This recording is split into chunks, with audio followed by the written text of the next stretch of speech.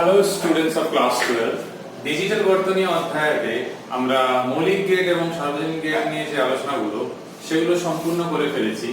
এবার একটা ডিফারেন্ট একটা জিনিস আলোচনা করব, সেটা হচ্ছে যে বুলিয়ান রাশিমালা কিংবা যে বুলিয়ান এক্সপ্রেশন থাকে, তো সেখানে কিছু বুলিয়ান বীজগণিতে অর্থাৎ বুলিয়ান অ্যালজেব্রাতে কিছু সম্পর্ক রয়েছে। সেই সম্পর্কগুলো তোমাদেরকে মাথায় রাখতে হবে এবং সেগুলোকে প্রয়োগ করে কিছু প্রমাণ, কিছু সরলীকরণ বুলিয়ান এক্সপ্রেশনে করতে হবে। তো সেই সম্পর্কগুলো মনে নাও রাখতে পারলে শুধু মাথায় রাখলেও হবে, মনে যদি নাও থাকে সেটা পরীক্ষা হলেও কিন্তু বের করা যাবে, কারণ সেগুলো যাচাই করা খুবই সহজ। শুধুমাত্র এ বি যেটা দিয়ে ফর্মুলা লেখা হবে সেখানে 0 আর 1 বসিয়ে যাচাই করে নাও। তো কিছু সম্পর্ক আমরা এগুলো মাথায় রাখবো, সেই সম্পর্কগুলো একটু বলি। তাহলে তোমরা বইতে দেখবে, লাস্ট ইয়ার এডিশনের বইতে 960 পেজে অনেকগুলো সম্পর্ক রয়েছে এবং তাদের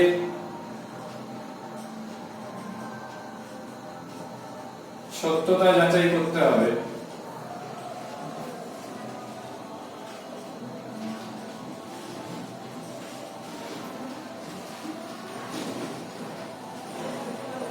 যখন a = 0 আর যখন a = 1, তোমরা বইতে দেখবে নটা রয়েছে, তো নটা নিয়েই আমরা আলোচনা করব। সেটা হচ্ছে সবচেয়ে ফার্স্ট, সেটা হচ্ছে a + 0, এইটা সমান লেখা রয়েছে a। তো এইটা আমরা সবচেয়ে প্রথমে প্রমাণ করব। তাহলে a সমান 0 বসানো যাক, তাহলে 0 + 0 0, তাহলে মিলে যাচ্ছে। তারপর দেখো 1 + 0 1, দেখো মিলে যাচ্ছে।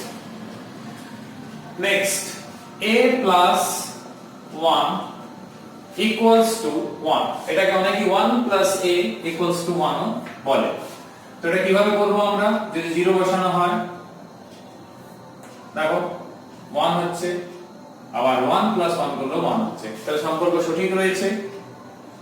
থার্ড, 3 এর দাগে দেখতে রয়েছে a + a = a। এটাকে এইভাবে ভাববে না যে a + a = 2a হয় না, বুলিয়ান এক্সপ্রেশন অনেক আছে, high state + high state, obviously সেটা হাই স্টেটই থাকবে। তাহলে এটা যদি আমি এভাবে ভাবি 0 + 0, তাহলে এভাবে হবে। আর যদি লো স্টেট + লো স্টেট ধরি তাহলে লো স্টেট হবে। তাহলে এরকম। রিলেশন নাম্বার 4, a + a বার 1, কিভাবে করব, দেখো 1 পাওয়া যাচ্ছে কারণ 0 + 1, আর এদিকে দেখো তাহলে কত আসছে 1 + 1 বার, অর্থাৎ 1 + 0 1। রিলেশন নাম্বার 5, a * 0 সবচেয়ে সহজ, গুণের ক্ষেত্রে যা নিয়ম সেটাই, তাহলে এখানেও তাই। সরি, আমরা 1 টা হাই স্টেটটা বসাবো এই ক্ষেত্রে। তাহলে দেখো এইখানে একটা ব্যাপার রয়েছে, এখানে 0 ছিল অলরেডি, সেই জন্য 0 বসাতে হবে, এটা 0 অলরেডি ছিল। রিলেশন নাম্বার 6, a * 1 = a, অর্থাৎ 0 * 1 0, 1 * 1 1। নেক্সট হচ্ছে 7 relation number, a * a a, অর্থাৎ high state * high state high state, অর্থাৎ low state * low state = low state. তাহলে চেক করা যাক, তাহলে দেখো মিলে যাচ্ছে। Equation number relation number 8, a * a bar = 0। তো এই সম্পর্কটা খুবই কাজে লাগে আমাদের অঙ্ক কষার সময়। তাহলে দেখো কত আসছে 0, আর এই ক্ষেত্রেও দেখো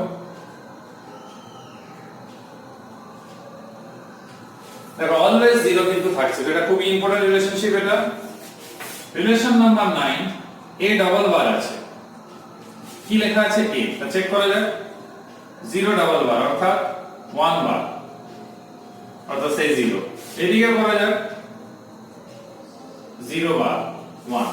তাহলে দেখো সব সম্পর্কগুলো যাচাই তোমাদের বইতে করা রয়েছে, এটা আমাদের কিন্তু কাজে লাগবে। তাহলে বুলিয়ানের ক্ষেত্রে যেরকম ভেক্টরে আমরা বিনিময় নিয়ম, সংযোগ নিয়ম, বন্টন নিয়ম করি, তাহলে এদের ক্ষেত্রেও কি নিয়ম থাকবে না, এদের ক্ষেত্রেও থাকছে কি কি, এগুলো সবগুলোই তোমাদের মাথার মধ্যে রাখতে হবে। প্রয়োগ করতে হবে। বিনিময় সূত্র হচ্ছে, ধরো আমরা a প্লাস b লিখলাম, সেটাকে যদি b প্লাস a করি বা এটা করি, একই ব্যাপার। তো ভেক্টরে দেখেছি আমরা ভেক্টর চিহ্ন দিয়ে, স্কেলারেও হয়, এটা কোনো নতুন নয়, বারবার তোমরা করেছো, শুধুমাত্র এখানে ab হচ্ছে এক্ষেত্রে বুলিয়ান কোয়ান্টিটি থাকছে, কিংবা বুলিয়ান রাশিমালায় ব্যবহৃত হওয়া ইনপুট গুলো আমরা ধরতে পারি। তো নেক্সট হচ্ছে আমাদের সংযোগ সূত্র।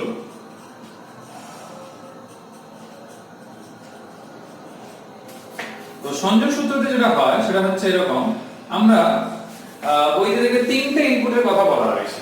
তাহলে ধরো প্রথমে a আর b প্লাস c একসঙ্গে করার পর যেটা পাওয়া যাবে, অল সবাইকে অ্যাড করার পর a প্লাস b কে আগে যোগ করে যদি c এর সঙ্গে তারপরে যোগ করা হয়, ফলাফলে কিন্তু কোনো পরিবর্তন হবে না।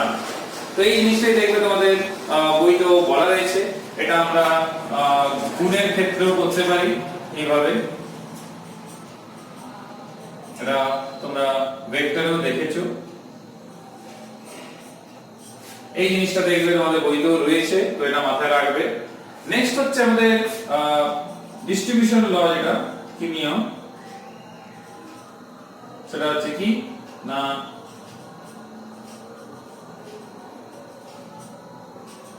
বন্টন নিয়ম। তো এই বন্টন নিয়মে কি হয় না, তোমরা দেখবে এই ক্ষেত্রে যে উদাহরণটা আমাদের বইতে রয়েছে, যেখানে গুণও রয়েছে আবার যোগও রয়েছে, অর্থাৎ b প্লাস c কে যোগ করা হয়েছে, তার সঙ্গে a কে যখন ডট কিংবা গুণ করা হচ্ছে, তখন কি দাঁড়াচ্ছে না a dot b plus a dot c। তো ডট মানে এই ক্ষেত্রে আমরা গুণকেই বোঝাচ্ছি। তো এটা কিছুই না, দেখো ভেঙে আমরা এটাকে লিখেছি, যেটা বীজগণিতে আমরা করি নরমাল অ্যালজেব্রাতে, সেটাই এই ক্ষেত্রেও করা হলো।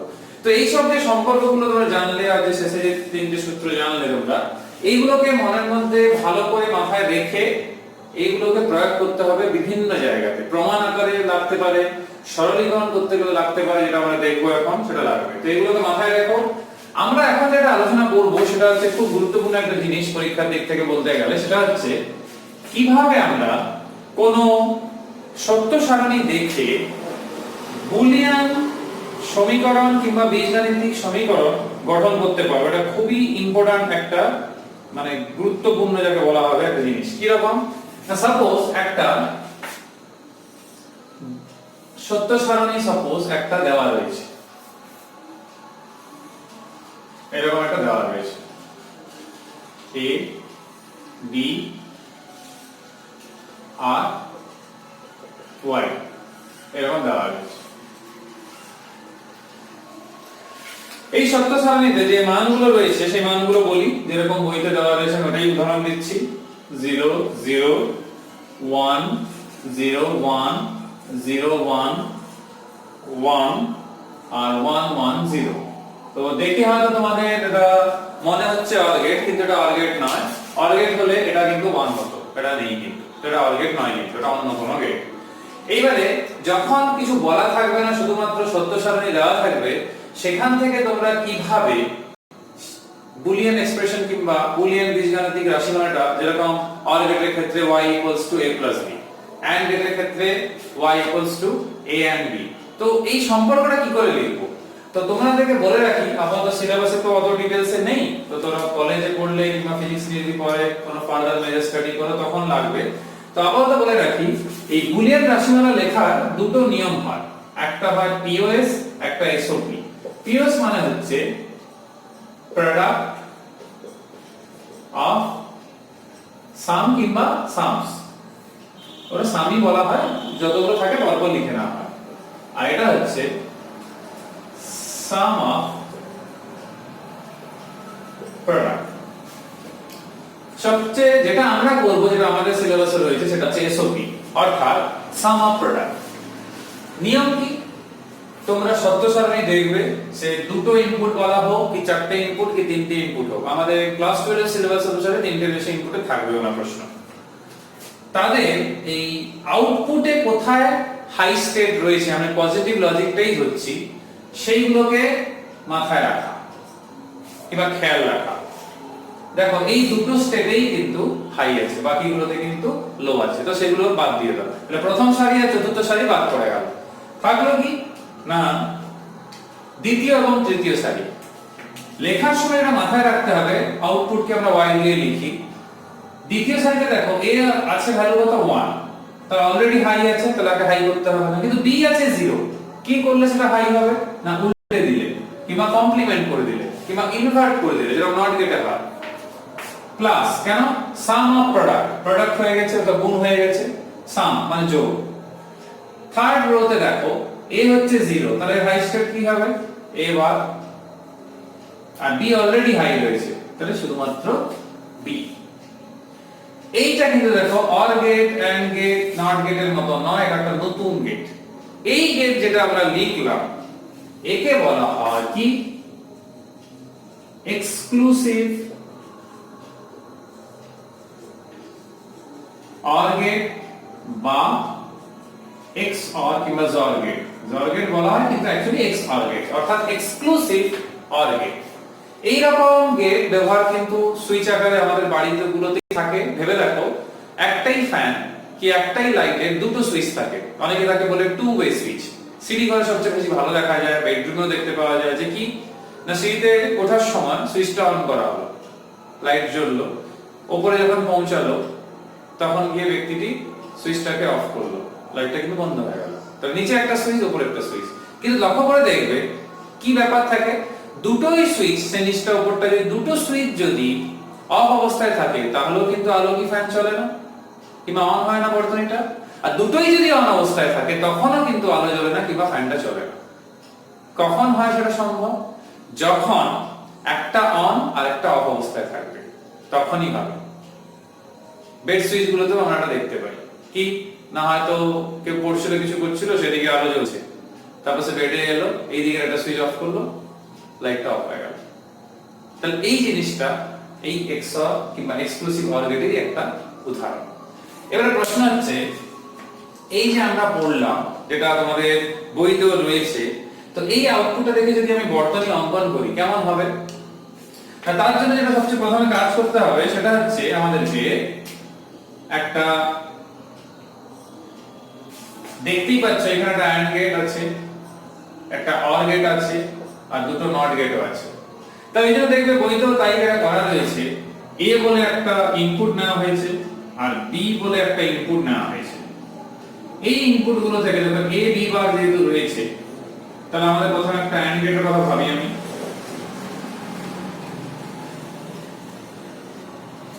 এ বি বার আছে, তাহলে এইখান থেকে আমরা একটা নট গেট লাগিয়ে রাখি আর তাকে নিয়ে এর সঙ্গে যুক্ত করে দিই। আর এখানেও তাই করি, একটা নট গেট লাগিয়ে রাখি। কেন লাগাচ্ছি না? দেখো এ বারটাও আছে, তাকে নিয়ে এইভাবে করা কেন থাকে এরকম জাম্প, বোঝানোর জন্য যে এই দুটো তারের মধ্যে কোনো কানেকশন নেই। নিয়ে একে নিয়ে এলাম, নিয়ে এসে আমারটা যদি জায়গা ছোট হয়ে গেছে, যদি আমি একটা একটু বড় করে আঁকতাম, দেখো এটা বি, এটা কি বি বার, এটা এ বার, এটা এ। তাহলে এখানে কি পাবো আমি? এ বি বার। আর এখানে কি পাবো? দেখো এ বারটা পেয়েছি, এ বার বি। এই দুটোকে নিয়ে একটা অর গেটের ইনপুটে যদি প্রবেশ করানো হয়,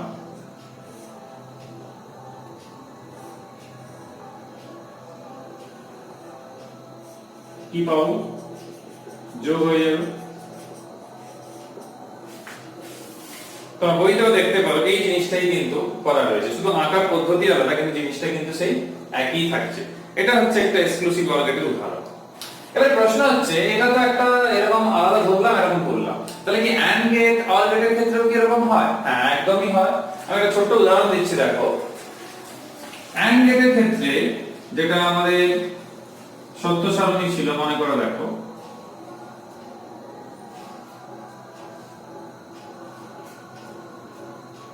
শুধু লাস্টেরটাতেই দেখো 1 হচ্ছে, তাহলে প্রথম তিনটে সারি বাদ দিলাম, তাহলে আউটপুট কত হবে? না এ অলরেডি হাই রয়েছে, তাহলে বার করতে হবে না, বি ও হাই রয়েছে, তো দেখো কত সহজে পেয়ে গেল।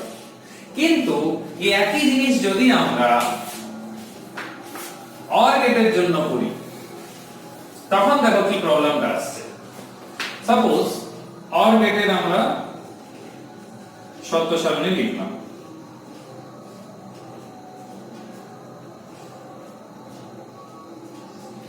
তিনবার হাই স্টেট আছে, তাহলে y কত হবে?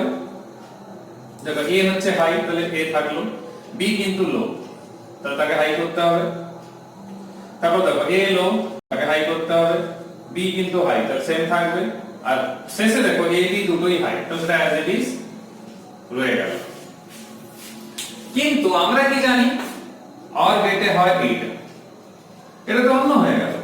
তাহলে একটু ভেবে রাখো, আমরা এই বুলিয়ান এক্সপ্রেশন নিয়ে যদি বর্তনী আঁকি এর মতো, তাহলে দেখো একটা, দুটো, তিনটে অ্যান্ড গেট লাগবে, দুটো যোগ, তাহলে যদি সবগুলোকে আমি একসঙ্গেও করে দিই তাহলে একটা অর গেট মিনিমাম লাগবে। তাহলে কি তিনটে অ্যান্ড গেট, একটা অর গেট আর দুটো নট গেট, 6টা। তোমরা বইতেও দেখতে পারো 2.29 চিত্রে পুরনো লাস্ট ইয়ার বই, যেটা পুরনো বই 961 পেজ, আমি এটা ড্র করছি না কারণ কাজের জিনিস নেই এমনিও, কিন্তু বোঝার জন্য বলছি। 961 পেজে লাস্ট ইয়ার এডিশনের বইতে চিত্র নম্বর 2.29, এই বছরের নতুন এডিশনের বই যেটা 2020 সালের নতুন এডিশনের বই, তাতেও দেখবে 2.29 চিত্রতেই রয়েছে। তো সেখানে এটা আঁকা আছে। তো দেখো অর গেটে আমার দুটো ইনপুটেই হয়ে যাচ্ছিল, এখানে আমাকে দুটো নট গেট আর তিনটে অ্যান্ড গেট আর একটা অর গেট, তাহলে 6টা গেট লেগে, তাহলে কত বেশি পাওয়ার সাপ্লাই, কত বেশি স্পেস নষ্ট। তোমরা হয়তো মনে করতে পারো তাহলে স্যার যে প্রসেসটা আপনি শেখাচ্ছেন কি বলছেন সেই প্রসেসটা তাহলে তো ঠিক হচ্ছে না, এদের ক্ষেত্রে খাটলো এখানে খাটলো না। না, একে যদি সরলীকরণ করা হয় এটা পাওয়া যাবেই। সেই জন্য তো এই সম্পর্কগুলো আমি বলেছিলাম যে মাথায় রাখতে, কিংবা আগের ভিডিওতে যখন আমরা ডি মর্গানের উপপাদ্য পড়েছি সেটা মনে রাখতে বলেছিলাম। আমি এক্ষুনি দেখাবো চট করে যে এখানে প্রয়োগ করব ফর্মুলাগুলো, y a b হয়ে যাবে। সেটাই তোমাদের শিখতে হবে। এর মানে যে শুধুমাত্র সত্য সারণী দেখে যা পেলাম সেটা ছেড়ে দিলে হবে না, যদি সেটা সরলীকরণ সম্ভব থাকে সেটা করতে হবে, তারপরে যেটা আসবে সেইটাকে নিতে হবে। আমি এটা এই কারণে বলছি, ইলেকট্রনিক সার্কিটে সবসময় যত কম্পোনেন্ট আমরা কমাবো তত কম পাওয়ার সাপ্লাই লাগবে, তত বর্তনীটা কিন্তু কম্প্যাক্ট হবে, সেটাই ডিমান্ড। বাল্কি করে অনেকগুলো ইনপুট অনেকগুলো করে কিছু লাভ নেই। এই জন্য তোরা বলেছে যে এখানে করা হলো না কেন, এর আর সরলীকরণ হবে না, কিন্তু এর হবে। কি রকম হবে দেখো, সিম্পল একটা উদাহরণ দিচ্ছি। a b bar a bar b a b রয়েছে, তাহলে দেখো এই ক্ষেত্রে দুটোর মধ্যে কমন কি যাচ্ছে না b, তাহলে a bar plus a bar plus a আমরা করেছি কত 1, তাহলে a b bar b into 1।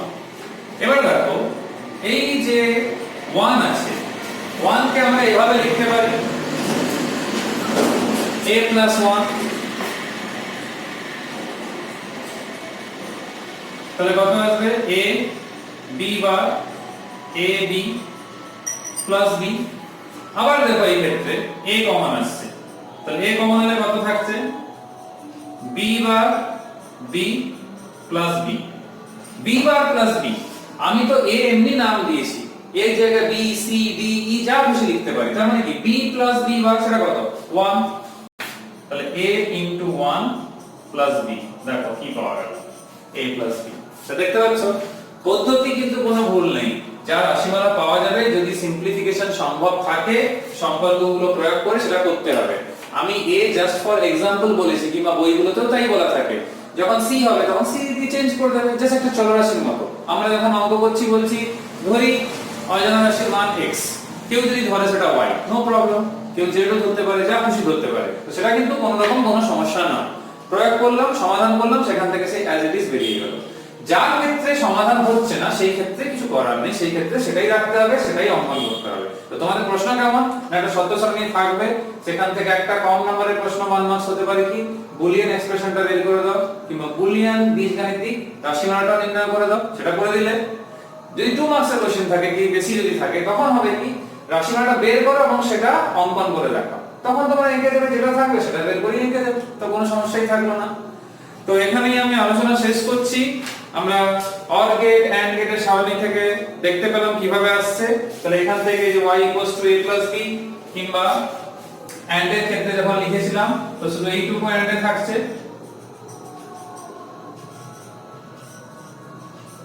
এরকম। আর আঁকার সময় সবসময় মাথায় রাখবে, যারা টাচ করে, অনেকে আঁকার সময় টাচ করে না, তখন কিন্তু নাম্বার কাটা যাবে। আর টার্গেটের সময়ও তাই, যেহেতু টার্গেট পাওয়া গেছে, এটা এ, এটা বি, এটা ওয়াই, এ প্লাস বি। তো এখান থেকে আমরা দেখতে পাচ্ছি এটা অর্গেট, এটা মাথায় রাখতে হবে। তো এখানেই আমি আলোচনা শেষ করছি। আমরা চ্যাপ্টারের শেষের দিকে পৌঁছে গেছি। আমরা নেক্সট চ্যাপ্টারে আইসি কিংবা অখণ্ড বর্তনী নিয়ে আলোচনা করে চ্যাপ্টারের থিওরি শেষ করব। আর আর্টস কিংবা উদাহরণে স্পেশালি আমাদের যেগুলো রয়েছে এনসিইআরটি আর পরের দিকে যেগুলো এন্ট্রান্সের প্রশ্ন রয়েছে, এইচএস এর প্রশ্ন রয়েছে, সেগুলোতে কোনগুলো বেশি ইম্পর্টেন্ট সেটা নিয়ে আমরা নেক্সট ভিডিওতে একসঙ্গে আলোচনা করে নেব। সবাই সুস্থ থেকো, ভালো থেকো। পরের ভিডিওতে আমরা আবার লাস্ট টপিক নিয়ে আলোচনা করব। Till then, by.